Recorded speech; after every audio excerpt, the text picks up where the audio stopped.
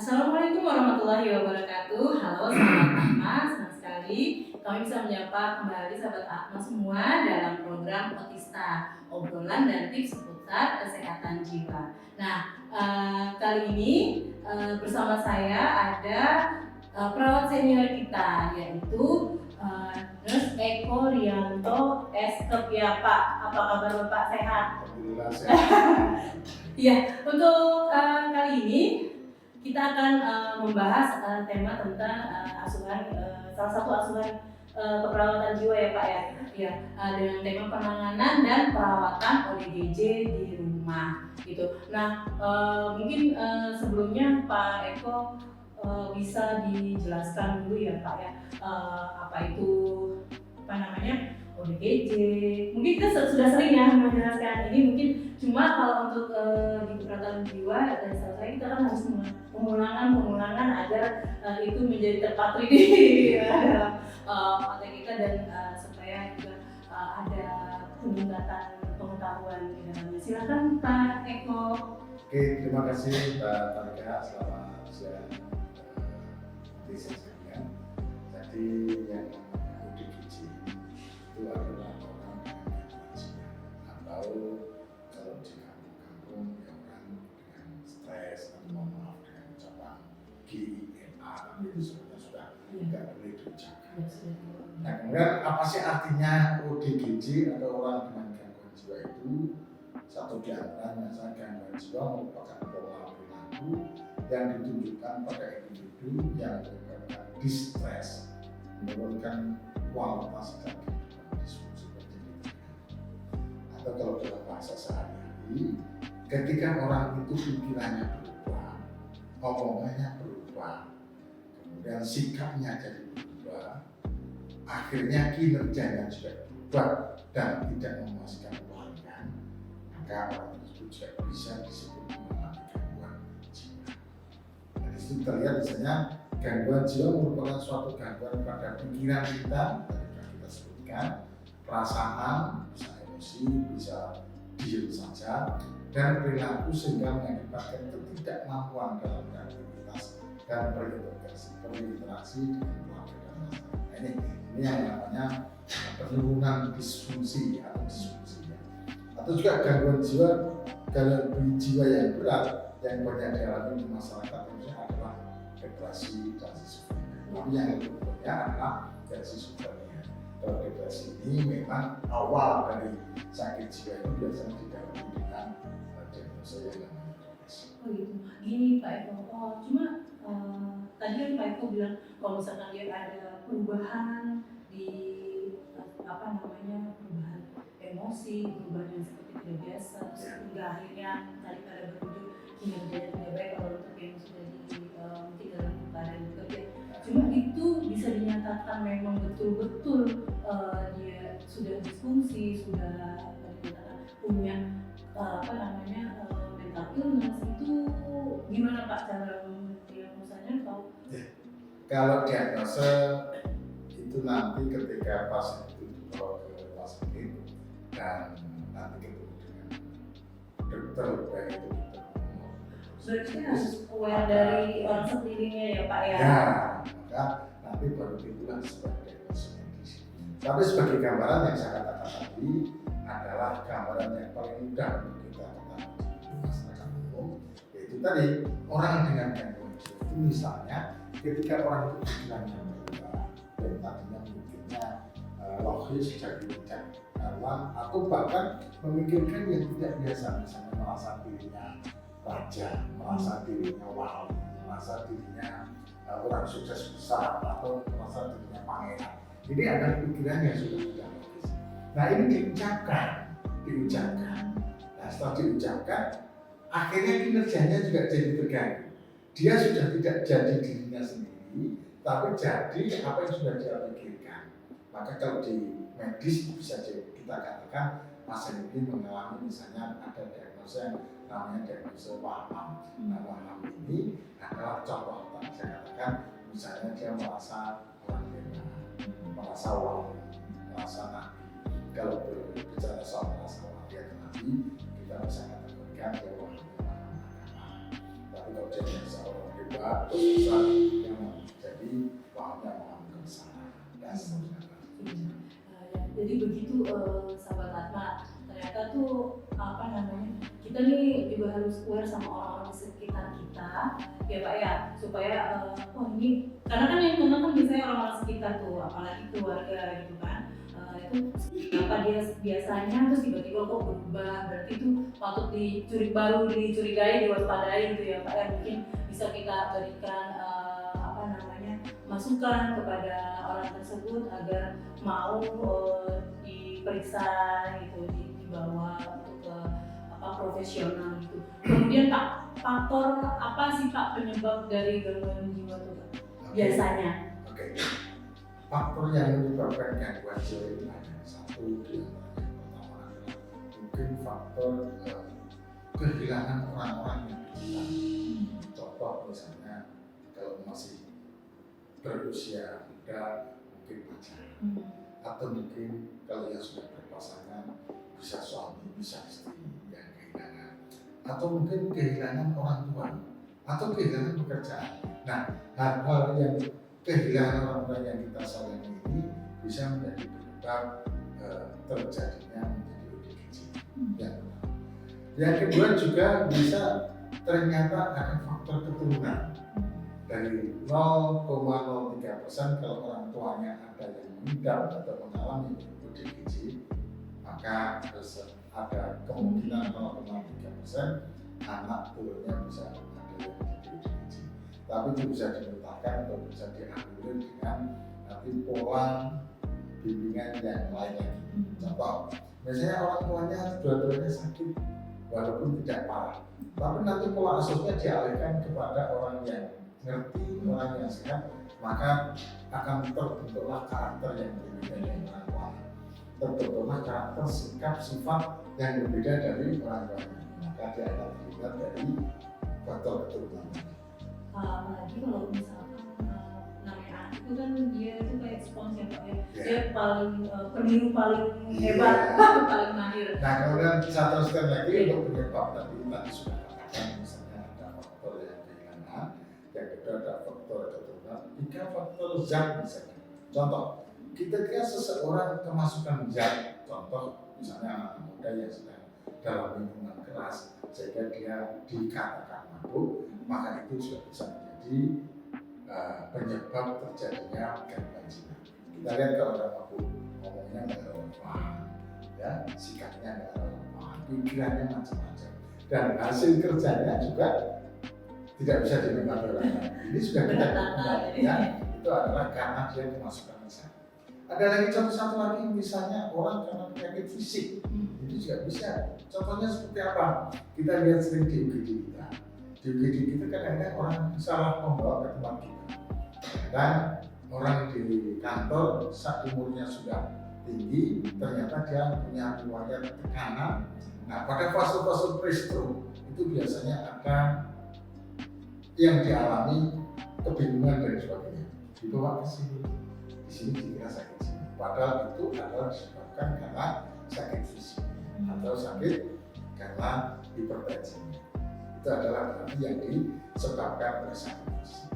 Nah, ada kalau yang nggak yang sakit fisik lainnya bisa misalnya contoh ada seorang ibu yang mendapatkan keturunan, tapi ternyata begitu dikasih keturunan, ternyata Allah menghendaki misalnya gangguan dan sebagainya. Ini juga bisa mengakibatkan gangguan jiwa. Banyak macamnya di antaranya yaitu tadi ada dari zat, ada dari keturunan, ada dari kehilangan orang yang kita cintai, ada juga bisa dari faktor sakit fisik, dan segera 4-5 ini sudah sangat penting sekali.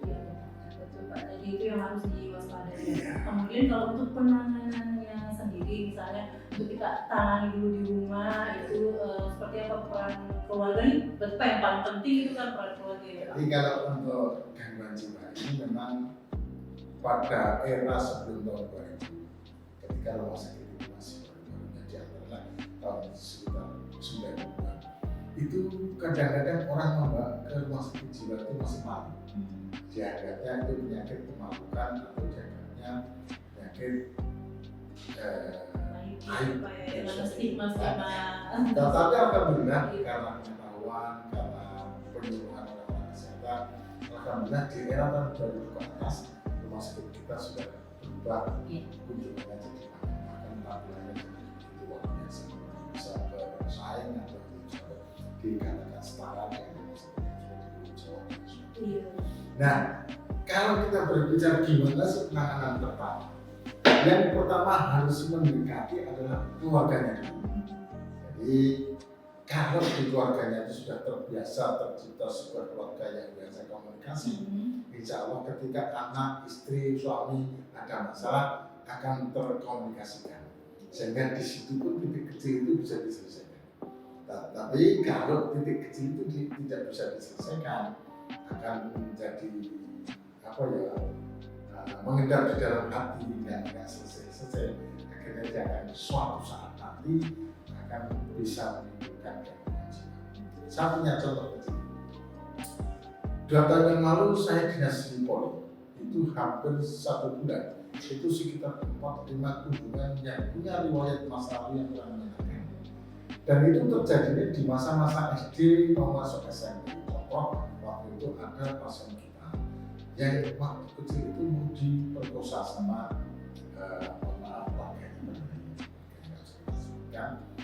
itu tetap dipendam dalam hati, tetap dipendam hati. Dia tidak mau memalukan bapak ibunya, tidak mau memalukan orang lain, dia tetap pendam dalam hati.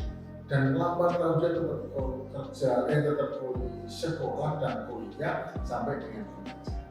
Nah, ketika saat ini menjelang mau berumah tangga, masalah itu muncul. Ini kaitannya dengan keterbukaan bersama keluarga. Makanya tadi saya katakan, hal yang pertama mendasar untuk menangani kasus ini adalah keluarga. Ya. Ketika keluarga nggak siap, dia akan berkolaborasi dengan, kalau di kampung itu adalah pamong setempat. Mungkin curhat dulu dengan tokoh masyarakat. Mungkin curhat dulu dengan tokoh ibu-ibu atau majelis ya. Curhat dulu deh. Nah biasanya itu kalau bisa tertangani tidak perlu kan gitu ya. Karena kita itu kan cuma perlu perhatian, perlu curhatan. Nah kalau sudah ke situ kok nggak mampu lagi, baru mungkin bergerak lagi sebuah organisasi barangkali. Maaf kalau di kampung barangkali ada semacam organisasi yang kadang-kadang bisa menjembatani masa itu DGJ ini menjadi bisa tertolong tapi sebelum ke medis gitu ya. Ada yang misalnya yayasan peduli orang dengan masalah A. Kemudian kalau di situ sudah top, baru kita ke puskesmas. Karena puskesmas lah fasilitas yang paling pertama yang harus kita. Di puskesmas tidak bisa, baru lari ke rumah sakit tingkat berikutnya. Ya, misalnya kalau ada rumah sakit bisa rumah sakit. Kalau tipe D nggak ada, berarti ke berikutnya. Jadi seharusnya tidak boleh langsung ke rumah sakit kita, karena rumah sakit kita sudah rumah sakit rujukan paling tinggi. Tapi kadang-kadang karena kita ini di tengah kota, kemudian masyarakat ingin terlayani dengan segera, maka kadang-kadang kita masih bisa berada itu. Tapi sekarang karena sekarang sudah terbangun dengan sistem pembiayaan BPJS dan BPJS tidak mau tahu harus ada pendapat dari rumah sakit yang sebelumnya. Ini kayaknya sudah berjalan. Jadi itulah siklusnya. Kalau ada orang yang sakit, maka pertama yang berperan adalah keluarganya, kemudian masuk ke tokoh masyarakat, masuk ke puskesmas dan lain sebagainya. Termasuk kalau yang paling parah, kita punya unit yang paling gawat darurat. Kalau kita lihat di belakang ada namanya Pak Ruang Upin, ini adalah untuk tempat perawatan pasien-pasien DGJ yang tingkat kekhawatirannya B. Ya. Dan nanti kembali pun harus kembali ke masyarakat. Nanti kita akan lihat apa sih yang harus dilakukan ketika pasien itu kembali ke masyarakat. Nah, sahabat Atma, jika mungkin di keluarga sahabat Atma atau kerabat ada yang terlihat lebih murung dari biasanya, itu juga harus diwaspadai. Mungkin kita mencoba untuk berkomunikasi, mendengarkan, karena didengarkan itu sangat dibutuhkan ya Pak bagi gangguan mental seperti itu. Tapi kemudian juga yang perlu dirahasiakan juga untuk sementara mungkin ya, kalau misalkan teman-temannya bercerita, temannya bisa bercerita dia aku begini, saya begitu, kemudian kan kalau dia mau cerita berarti artinya dia percaya gitu kan ya Pak ya. Kemudian mungkin itu sikap-sikap yang bisa diambil oleh keluarganya atau teman-teman sekitarnya kalau misalkan ada yang memang bercerita seperti itu. Kemudian Pak, untuk penanganan di rumah selain keluarganya memperhatikan segala macam itu, apalagi Pak, misalnya ternyata memang dibutuhkan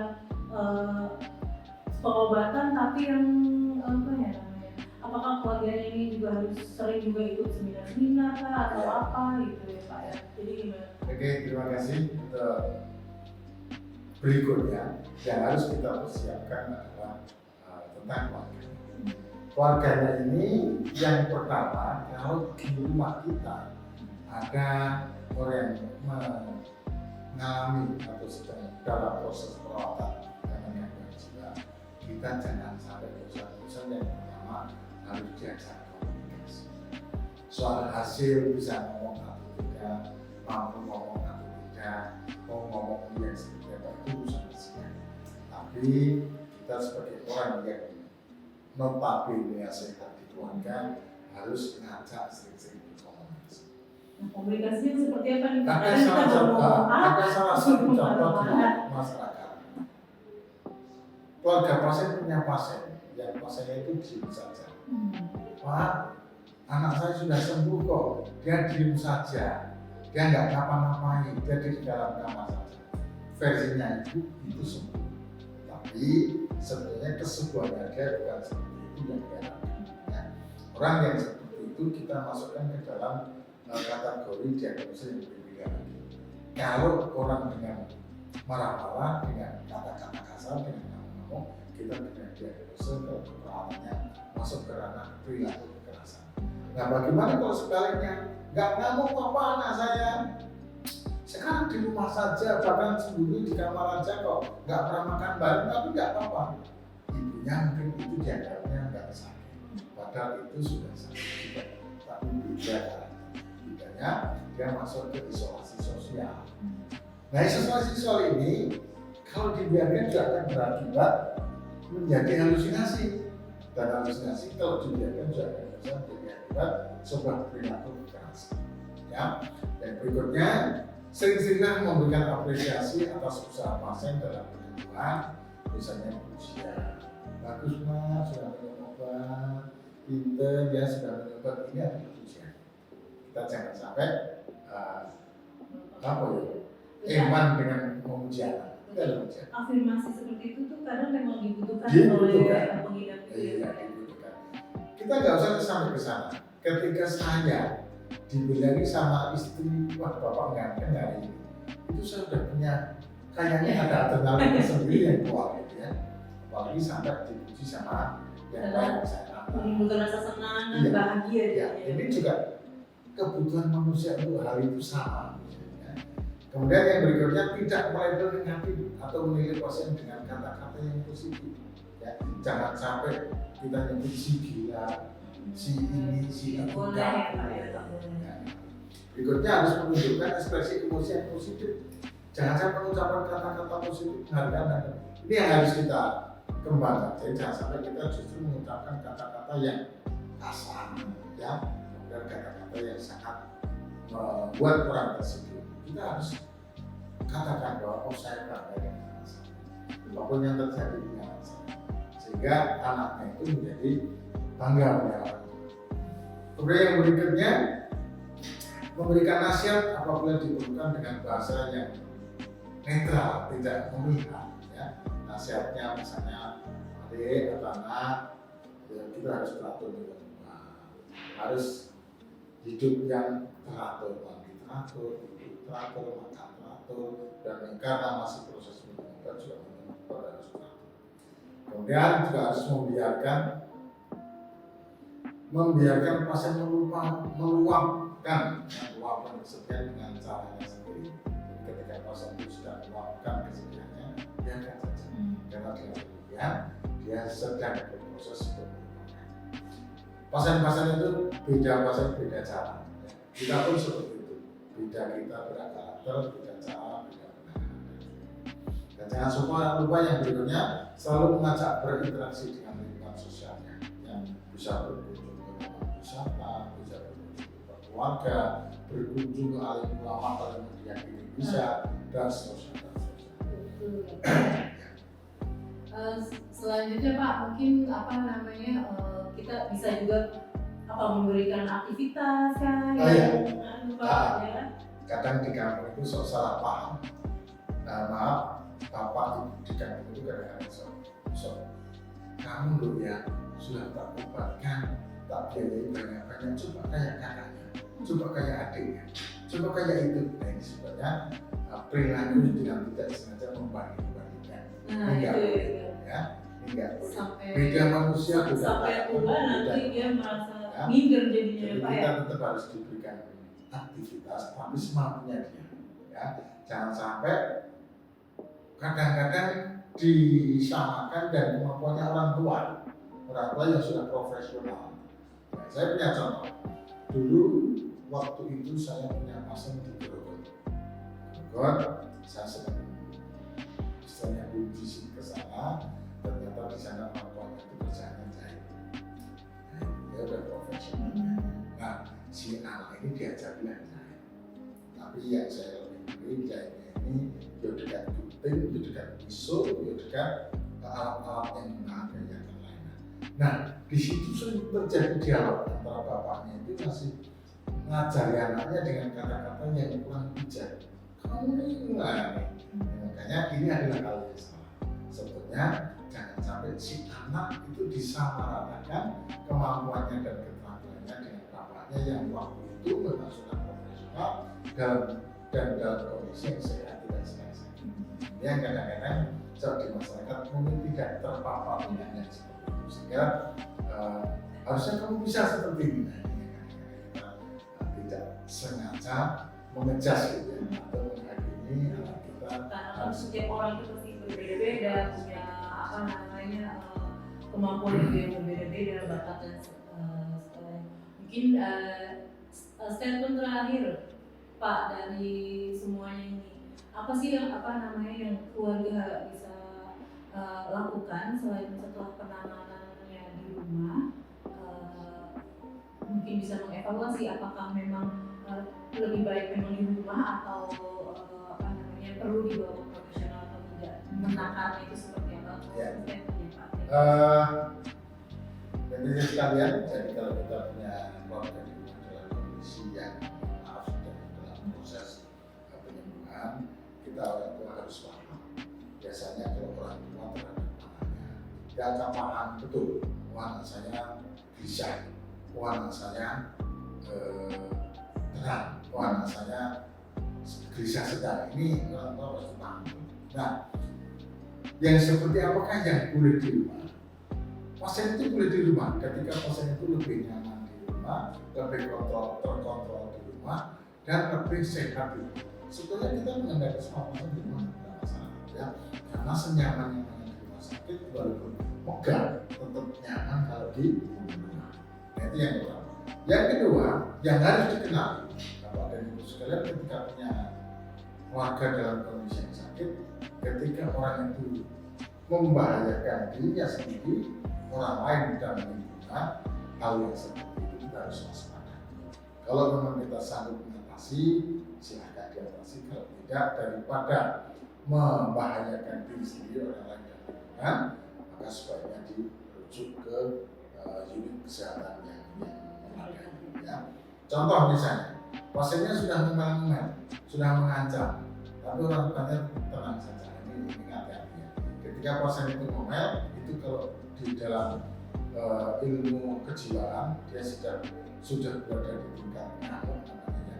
Tapi kalau penyebabnya karena halusinasi, mungkin tingkat halusinasinya sudah tiga sehingga itu perlu segera ditangani. Ya, itu namanya sudah bisa membahayakan diri, orang lain kalau dia menyerang, dan lingkungan kalau dia merusak lingkungan. Makanya seperti itu. rumah harus paham. Ya. Dan nanti kalau sudah di rumah sakit, kita juga harus paham. Nanti ketika di rumah, nanti penyakit seperti apa. Ketika dia harus dibawa ke rumah sakit. Jangan sampai salah-salah. Begitulah sahabat Atma yang harus dipahami juga. Artinya kita tuh jangan lupa bersyukur ya Pak ya. Jangan lupa bersyukur. Kemudian keluarga ini tetap adalah peran keluarga ini sangat-sangat penting dan menjadi kunci dalam kesembuhan pasien yang dan dengan tema kita yang sekarang untuk penanganan di rumah ya bagi penanganan PGJ untuk para keluarga yang memiliki keluarga yang mengidap penyakit kejiwaan. Namun saya ingatkan selalu ya, kami ingatkan dari Rumah Sakit Jiwa Daerah Nusa dan Makam juga selalu memberikan pelayanan yang siap melayani untuk sahabat Atma semua jika memang dirasa penanganan di rumah itu tidak cukup gitu ya Pak. Kemudian untuk keterangan lebih lanjut sahabat Atma bisa menghubungi hotline servis kami di 0811 587 8787. Akhir kata saya ucapkan terima kasih dulu untuk Pak Eko ini untuk kita sudah kira-kira berapa ini kita?